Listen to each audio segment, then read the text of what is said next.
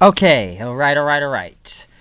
What a day. It's been a long day for me. I almost didn't know if I was going to be able to review these shows tonight. Lot of snow problems. Had to watch these shows through my phone tonight. It's been a very long, hectic day. Couldn't even be able to watch it on TV due to the bad weather around here. Knocks out my TV. So I had to watch both AEW and NXT through my phone tonight, basically. Okay? But, other than that, I do want to address some other things. I gotta say, it's been a long day. Got to go to Chicago Auto Show today and whatnot. See a lot of good cars, a lot of cool stuff. Get some free things and whatnot. So, I like the auto show around here. I go almost every year. It's always fun to me. One thing I do want to address before I do continue on with this review, it's not until like the next couple hours or two as of me recording this video right now, but I'm sure this thing will be up sometime later tonight, this and the NXT review. But, I guess one thing I do want to address, I guess my birthday is in the next hour or two, and won't that be till the 13th, so I guess I should say a little bit early to happy birthday to myself then, since it's in the next few hours or whatnot. But hey, if you want to give a birthday shout out, I appreciate it if you can. I appreciate that. If you want to guess the number of my age, 20. I don't need to go on all that. Just you take a guess. I'll give you a hint. It's in the mid early 20s, so I'll tell you that. That's how far you can find out on the number yourself. But been a very long day and whatnot, but I was able to watch both of these shows, and hey, at least I'm still hyped up right now. Why? I had a lot of Starbucks today, good old venti and whatnot with the mocha, frap, and everything, so I am hyped up still for this review. And other than this long day, let's get into the AEW review right now. Austin, Texas tonight, very good crowd from Austin, Texas tonight, I should say also. Very hyped up, very energetic. Mostly over throughout most of the entire show, so I'll give Austin, Texas that. But we kick it off with a tag team title match. I have a lot of things to say, a lot about these title matches later. But a lot of title matches tonight, which I kind of question some of these title matches very early before the pay-per-view for some reason. It doesn't really make a lot of sense to me. And a lot of matches, which I'm surprised that are not even on the Revolution pay-per-view in the next few weeks, but they're giving away on free TV tonight. I don't know, but we do kick it off with a tag team title match, a rematch for the AEW Tag Team Championships, SCU versus Kenny Omega and Hangman Page. One thing before the match, though, Christopher Daniels was out there with SCU, but next thing you know, the Dark Order or the Dork Order show up on the screen or whatnot. Once again, pretty much talking about the Exhilarated One and talking about Daniels. I guess they're gonna make him join, and Daniels end up getting pissed at the Dark Order going after them, which you already know how I feel about the Dark Order. I still do not think these guys are good, nor do I think they are over or with the crowd half the time, which people are very indifferent on them. I just don't think these guys are over. Okay, it's still not working for me.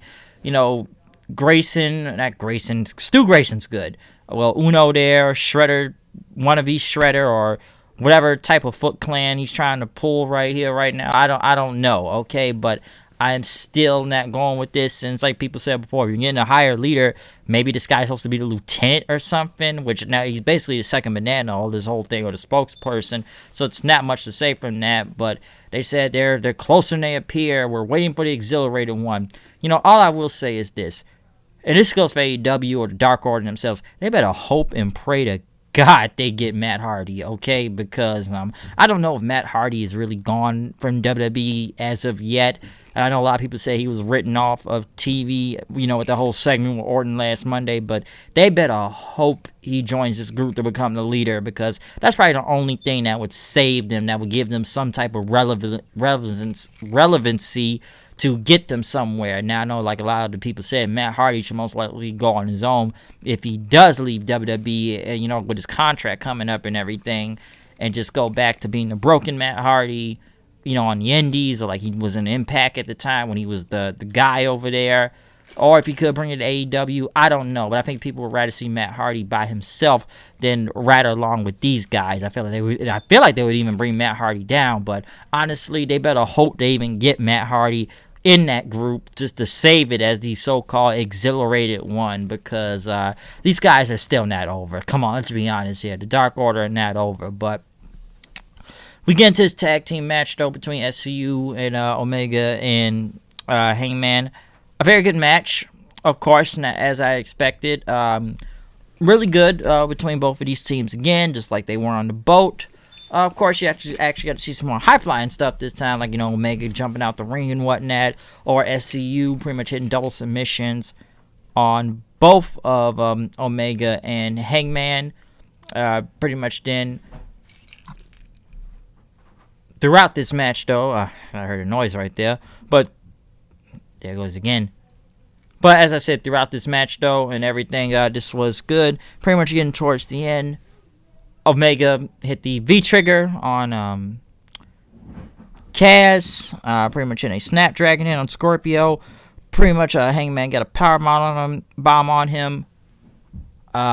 Pretty much another V-trigger by Omega. One thing I did like, of course, the combo move they did on Kaz, the buckshot trigger, how I like to call it, the V-trigger and the buckshot lariat at the same time, which was a little bit odd in the end because I actually thought Kaz was going to get the ropes right there. They were so close to the ropes that, Omega got the, he did get the pinfall and got 3, but Hangman's did grab the ropes, though, by the 3 count, but it looks like it was never really, said about anything, because even I said Hangman's foot is on the ropes, so why did the ref still count the 3 during that match? I don't know why they did that. Pretty much then, as Hangman Page went through the crowd, got some beer going into the back. Next thing you know, the Dark Order comes out to the ring. Then the Best Friends come out. Then the Hybrid 2. Then the Butcher, the Baker, and the Candlestick Maker. Then the Young Bucks come out then. And then, of course, everybody's getting ready for a big brawl. Of course, the Young Bucks hit a super kick on everybody. Then everybody just starts brawling with each other, fighting. I have no idea why all these tag teams came out there, to be honest. It's like, okay, why are all these teams out here? A lot of them were job teams anyways, but why are all these teams out there? It ended up with the Bucks, pretty much the last people standing, even jumping out of the ring on everybody then. It whatnot, even though when they kind of went back from commercial too, they... I don't know, someone Orange Cassidy, they did the whole foot thing with a kicking thing with the Young Bucks, and they all hugged in and, do the old Okada camera shot and whatnot. But for some reason, they had this giant brawl, which will be explained later in the night, because I was wondering, like, okay, why are all these teams out here fighting each other for? I have no idea. It's like, are they against the Dark Order? And then they got just more of them coming out, and I'm sitting there like, okay, what association do they have with this? I have no idea. So a lot of that didn't make a lot of sense. Next thing you know, we got a sit-down interview then between JR and Santana, as Santana talked about that Moxley is going to learn what it's like to live in darkness. And Santana pretty much talked about a few years ago, he was broke, he ain't had no money, he was at the darkest point in his life, he was living down in a basement apartment and whatnot. And he got a call from his dad and everything and whatnot. But he said that, his father was blind, that he's been blind since, he was going blind at 14 years old. And by the age of 25, that he had no sight. And he talked about how his father was stolen from him because he couldn't see him. And that he had another chance to say goodbye. I don't know if he was planning that his father died or anything. But he said that his father was blind out there. And, he asked JR, like, do you know what that's like? He said, I know you don't. And JR pretty much talked about Mox's attack and everything, and that should Santana be mad at Jericho. But Santana pretty much said that Mox built his own coffin, okay? He rejected the invitation to the inner circle. And now he's going to learn what it's like to live in darkness. I almost thought Santana came off as a face right here. I always kind of thought that, like, man, there's some face level. Like, I know he's a heel, but there's some face level stuff he was cutting out here. I will say that. Santana and Ortiz can really talk, though, when you give them the chance.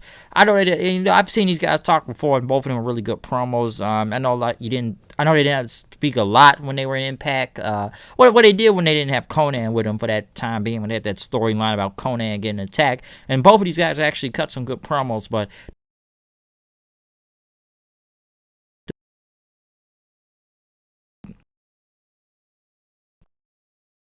about living in darkness, and that Mox is going to go in darkness too. Then went to Darby Allin, who had these cue cards then, almost like Sammy Guevara, and talked about he wants a challenge at the Revolution pay-per-view. And pretty much it was kind of funny because he had a drawing of, Sammy Guevara's, what was like his face or something. He gets herpes from Chris Jericho. I actually thought that was pretty funny, by the way, or whatnot. Like, you got herpes or something, or for kissing Jericho's ass and everything. And next thing you know, as he finished the cue card, Sammy Guevara came out with Jake Hager. Against Jake Hager. Pretty much after that, Dustin Rhodes came out. Dustin, of course, over in his hometown crowd and whatnot, I believe. Good match. Dustin Rhodes ended up winning with the Canadian Destroyer, and then he hit the final cut or the final reckoning, whatever you want to call the move or whatnot. But Dustin Rhodes got the win right here. But then he got on the microphone, then pretty much he demanded for him to turn around, but he wasn't talking about Guevara. Talking about Jericho's bitch right over there. As he spoke about Jake Hager. Says, I've seen you come out here every week collecting a paycheck, doing nothing but standing, of course, in his polo shirt. Looked like he's going to a bowling game. Pretty much says you're a failure at MMA, and you're a failure in AEW before you even start. I don't know what's going on in Hager's MMA career right now, but Dustin pretty much said, like, you broke my arm, but now I want a piece of you at Revolution or whatnot. Pretty much he wanted Hager to come to the ring, but Hager would not come to the ring. But this was addressed later on that it will be a match between Dustin Rhodes and Jake Hager at Revolution. So Hager will be making his debut. Whatnot. Yes, so his debut is coming soon enough. It should be a match soon enough with Jake Hager and Dustin Rhodes at Revolution. That is coming to pay-per-view. So, like I said, Hager making his AEW debut in the ring, I assume. Next, though, we get another promo from Britt Baker as Tony Schiavone stood set up the stage and everything with her. Pretty much Britt Baker came out, tried to give a hug, and went, to justify what she did last week. And, such a stupid question. Let's give it up for the Starbucks guy here. And, this is a public service. So what happened last week with Yuka Sakazaki and saying that tooth need to come out anyways. And pretty much talked about she was extracting the tooth from her mouth. Pretty much she is a dentist. And she talked about all these degrees she had. 3 degrees, 2 Plan A's and whatnot. That she is a dentist. And pretty much, that Sakazaki didn't even have dental insurance, so she did this for free. And, Starbucks there, she kept calling him, and pretty much talked about the Rio Nyla Rose match, saying that I am the number 2, basically, or whatnot, that she's impressed, but she is number 2, and that I am number 2, compared to her. Britt Baker, the only way she really got big heat right there was mostly saying that the chubby Whataburger faces, because Whataburger is big in Texas, fans chanted Whataburger, and once again she talked about all her college degrees and whatnot, that she is superior before leaving. So I will give Britt Baker this. This was a very good promo. Easy way to hit the crowd was Whataburger. She got genuine heel heat out there. I will say this about Britt Baker. Her promos do seem to get a little bit more better every week. I wish I could say more about her in-ring work, because her in the ring is just horrible, to be honest. And let's be honest here, that match last week was garbage with her and that Yuka girl. So Britt Baker's not good in the ring, but I still think she's still not the best on promos, but this was better. So she's getting slightly better every week, and this was actually a good promo, especially going at the crowd and whatnot. So this was more enjoyable this time. Next, Rio versus Nyla Rose for the AEW Women's Championship. Okay, there's a lot to say about this match. I would say this. This was not actually bad, surprisingly. Now, I do have some things to say about it or whatnot going into the build of this match, but this was not bad. Rio charged into Nyla Rose, but Nyla Rose kept using, their power to pretty much take Rio down. Rose pretty much tried to come back over clotheslines. Rio ended up trying to hit a head scissors on her, sending Nyla Rose to the floor, pretty much jumping to the outside of the ring, but Nyla caught Rio and slammed into the ring apron. Nyla went for a table, but Rio had stopped her, knocking her into the timekeeper's area. Pretty much come back from commercial then. Rio coming back with a 619, taking Nyla Rose down. Nyla Rose able to come back, hit a Samoan drop then after that.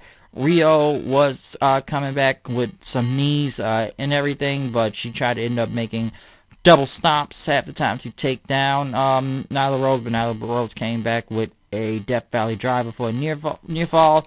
Nyla Rose pretty much got Rio in the electric chair, but Rio was able to get out of it, hit 2 Snapdragons, tried to go for it again, but Nyla got with a power bomb after that. Rio got out of there, hit a double stomp, and she ended up hitting a suplex then on Nyla Rose. Once again, for more double stomps. She got like at least a lot of double stomps. That's her main move, is double stomps most of the time.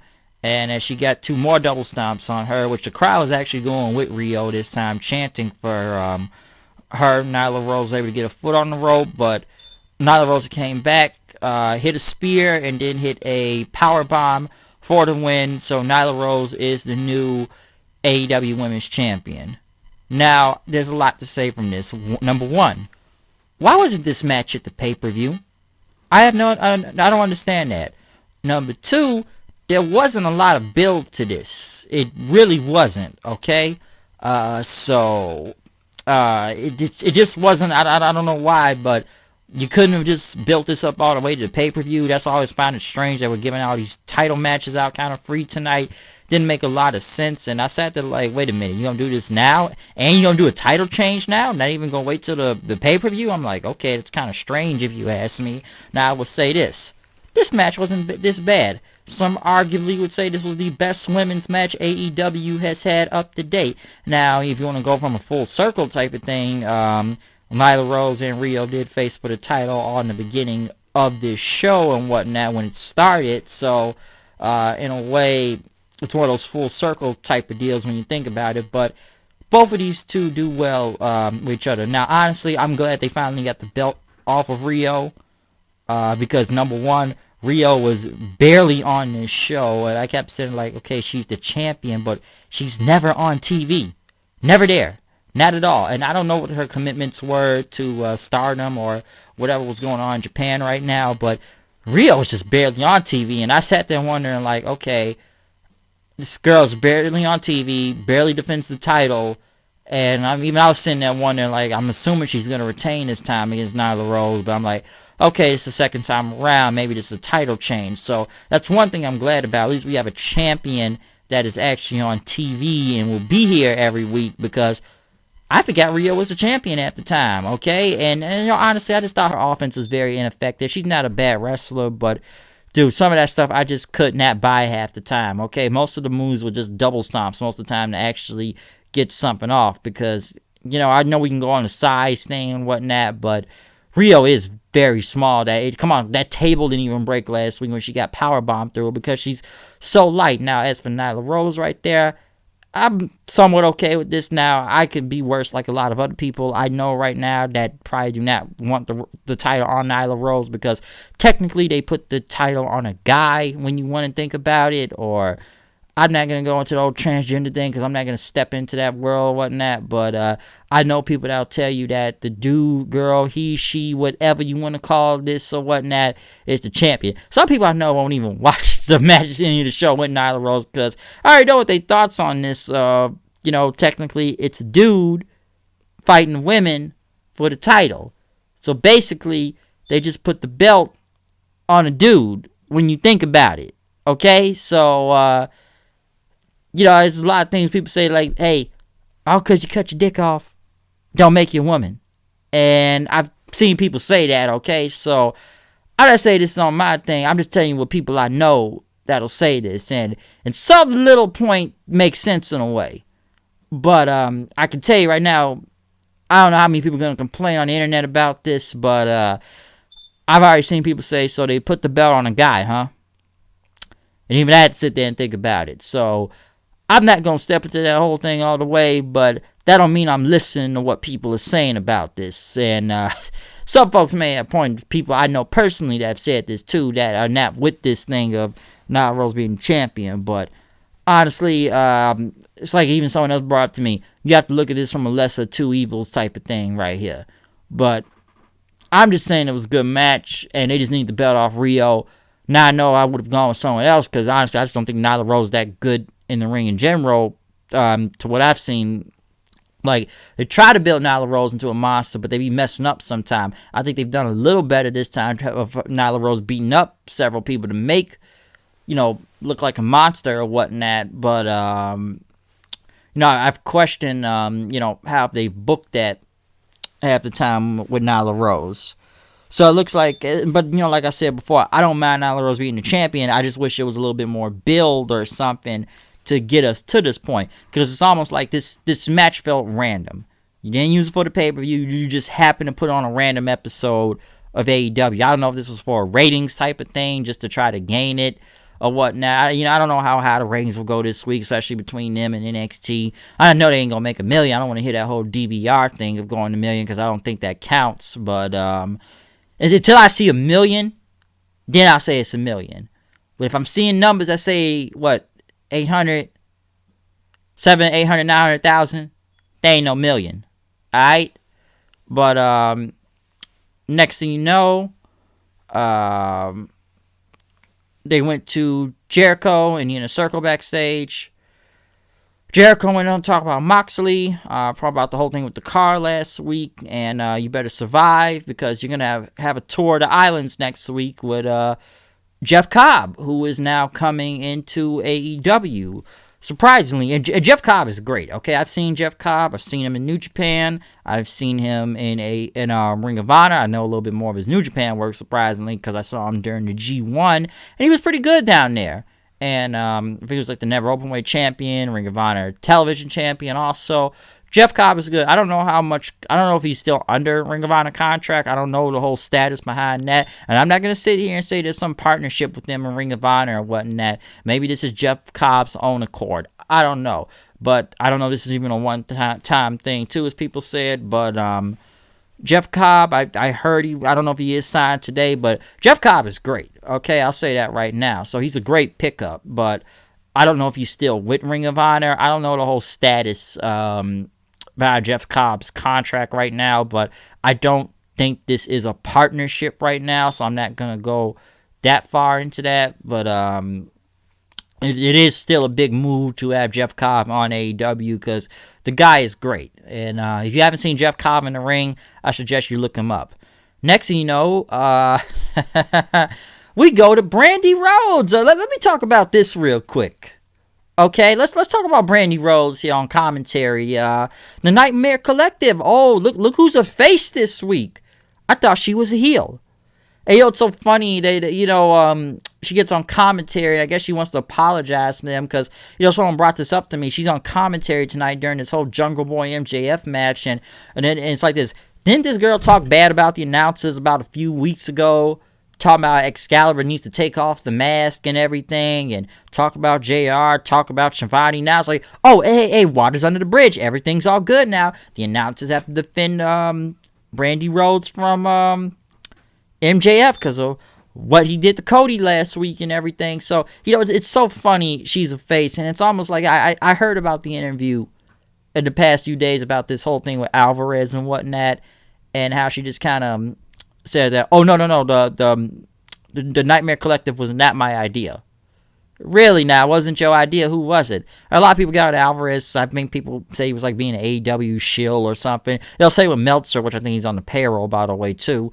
But, it's so funny with this Brandy Rhodes that, they quote-unquote dropped it or taken a break from this, or I don't know what they're doing with this Nightmare Collective. Like, come on, man. Just admit it. It sucked. You knew it was bad. You knew it wasn't a good gimmick. It looked like crap. I felt bad for Awesome Kong because she had to be part of this whole thing. And I don't know what about the other girl and the Luther. It was bad. It was very, very bad. But then I've been hearing what creative differences between her, Kenny, or the Bucks, or a whole bunch of problems in the back. But, it's so funny when she wants to say, oh, it's not my idea. Okay, whose idea was it? Was it Kenny? Because, I hear he gets a lot of blame for the women right now as it is anyway, which is understandable too. Because I question his whole booking on the women to begin with in the past few months of this company between them. Got talent, but they book like crap on here. But, it's so funny now, Brandy, it's like, oh, no. We just, hey, there's no end off. There's no payoff to this. No way to explain why it's over. It's just like, it just stopped. It's just like, you just stopped. And some people compare it to WWE. It's like, they have these storylines and gimmicks going sometime, and then they just randomly stop it with no explanation. It's almost like we all had to have amnesia and don't remember the Nightmare Collective, okay? The Nightmare Collective was horrible. Just admit it. Just admit it sucked. Don't try to hide. Come on, man. Don't try to hide behind it. You knew it was bad. You knew it was a bad idea. You could have had some type of payoff to it. I don't know what happened and if it ended. I'm not going to say Dark 2 because I don't really want to count that show because I don't watch it anyway. So I don't know how much Dark counts. But it's just kind of funny that Brandy is now magically a face again. Okay, she's magically a face. We don't even know why she stopped being insane. Well, last week when she run out, I was like, isn't she supposed to be a heel right now? But, oh, no, she's a face. But, I don't know if she's going to go back to this whole Nightmare Collective thing, but it was a bad gimmick. They knew it was bad. They just don't want to admit it was bad. That's the thing. They say, oh, it wasn't my idea. I had nothing to do with this. It wasn't my idea. You had something to do with this. You know what? You had something. Because I want to know who came up with it. I don't know if Kenny even came up with that, but just admit it sucked. It sucked, okay? So it's just funny to me that, they want to come out and act like nothing happened. That's what's so funny about it. It's like, oh, no, we're not going to talk about it. We're just randomly dropping. We're not going to talk about it no more, okay? Where do the other people go? Where does the Luther guy go? Where does Awesome Kong go? Where does that male girl go? Where does Chris Statlander go? Wasn't she feuding with you guys over whatever this was? No one knows. Magically gone. Or maybe it does come back. I don't know, man. It sucked anyway. So what do you want me to say about that? But we go to MJF and Jungle Boy, though. Not a bad match. Very solid. I expected Wardlow to get involved, even though he left. Jungle Boy was about to get MJF, though. Pretty much hit a powerbomb on him, but Wardlow came back in. He gave MJF that Dynamite Diamond, which he ended up punching Jungle Boy and hit a crossroads or the double cross. Very bad looking crossroads. Wardlow came in and pretty much picked up Jungle Boy and threw him. Luchasaurus came out for the save as the heels left. So, like I said, MJF gets the win. Not surprised. Next thing we know, we get a video from Pac then as he is training, talking about, that Kenny hasn't been the same when he choked him out in Chicago, and talked about you refused this match and everything with me. Now you're going to get it. And not a great promo about Pac, by the way. Pretty much saying 2 weeks he gets his rematch in a 30-minute Iron Man match to prove he's the best in the world. Let me ask you this question too: why is it this match at the pay-per-view? Why are you doing this Iron Man match in 2 weeks on a regular Dynamite? Do it at the pay-per-view. That's what people want to see in Chi-Town. Give us that. That's a pay-per-view match. Don't put it on free TV. I question that decision. Same with some of these matches from next week.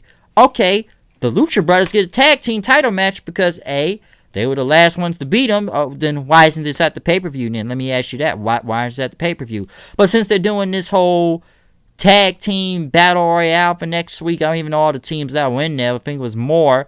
I'm assuming, like my friend Steven told me, Young Bucks probably win. Most likely Young Bucks versus Hangman and Omega at the pay-per-view. But then again, you got all these title matches. Why isn't it the pay-per-view? I have no idea. Next, Chris Jericho came into the skybox. Of course, he had Guevara and Jake Hager with him. Of course, everyone is singing along to Chris Jericho's theme song. Santana and Ortiz come out. Jon Moxley then comes through the crowd also, gets a big reaction. Fresh off of New Japan, going against Minoru Suzuki over the weekend and whatnot. I'm not going to say much about that match. If you have not seen it, go look at that match. I promise you that match was worth the wait, and it was a badass fucking match. And check out my review of New Japan, the New Beginning in Osaka, if you want to know more about that match between him and Suzuki for the IWGP US Heavyweight title. So, but other than Mox being fresh back off of Japan again, going against Santana, good match. Of course, this was mostly a brawl out here, mostly a fight. Both of these guys, they're really good. Ortiz tried to come back with Moxley with the with the slapjack or the loaded sock, but the referee stopped them. Santana knocks Ortiz off the apron. Pretty much Santana went for his good eye. He pretty much got Mox into the corner there and was splashed. He went with another frog splash. Moxley pretty much got up, tried to throw some punches and whatnot. Santana got him, but Moxley put his thumb in the bad eye, and then he hit him with a Death Rider for the win out of nowhere. Next thing you know, the Inner Circle comes in and attacks Moxley, going for his eye and whatnot. They hold him up. Jericho hits him with the belt. Next thing you know, he hits him with the Judas effect. Then Jeff Cobb comes out, as Jericho called him out, as his hired mercenary, and gets a tour of the islands on him before they end and celebrate with some champagne. So I don't know if Jeff Cobb is, if it's I don't know if it's a contract or a one-time thing, but apparently Jeff Cobb is part of the Inner Circle. Now, do I think the Inner Circle needs two big guys? You got Jake Hager there, but he hasn't even wrestled on the show. He just showed up with his polo shirts every week, look like he's about to go to a bowling game. Jeff Cobb looks like he's ready for action and is going against Moxley next week also. But here's the question about him versus Moxley. Who goes over here? Now, there's many ways you could do this. I'm sure people go say, why book the match to begin with? But number two, Mox is going for the title. He can't be losing. Jeff Cobb's making his debut next week. He can't be losing. Two things come from this. Either A, DQ finish, or B, Cobb beats him so bad, ref stoppage, or some type of weird fuck finish or something. That's all I can really say from that. But actually, this was a really good episode of AEW. Actually, one of the better episodes of AEW tonight. Now, I could go into the whole grade off between who is better between them and NXT, but you will hear that later on in the review. But I would probably may have to give it to AEW for the win this week than NXT, though, possibly. I thought this was a better show. This wasn't really bad. I thought this was a very good crowd. I can't say a lot of bad from this time. I actually thought the women's title match was not that bad, and whatnot too. I still think it should have been the pay-per-view or whatnot with a lot of these title matches, but not a bad match though. The only thing I still find very strange is that Brandy is randomly a face again, but it's so funny when I heard about that whole Nightmare Collective. It just sounds dumb. Don't get me wrong, AEW still has its little problems here and there, but mostly a somewhat positive show, I would say, tonight. You still have your little bad parts here and there, but this was not bad all the way. I will say that. Not a bad show at all. One of the more better shows, if you ask me. So, a very good episode. Not a lot of bad things. So, I could talk a little bit more positive than negative about AEW this week. But other than that, though, comment, subscribe. Tell me what you thought about the show. I'm out of here. Follow me on Twitter, @HoodedKnight890. I'm out. See you guys later. And, whenever it's uploaded, I guess, hey, happy birthday to me too. But other than that, I'm out. See you guys later. Peace out.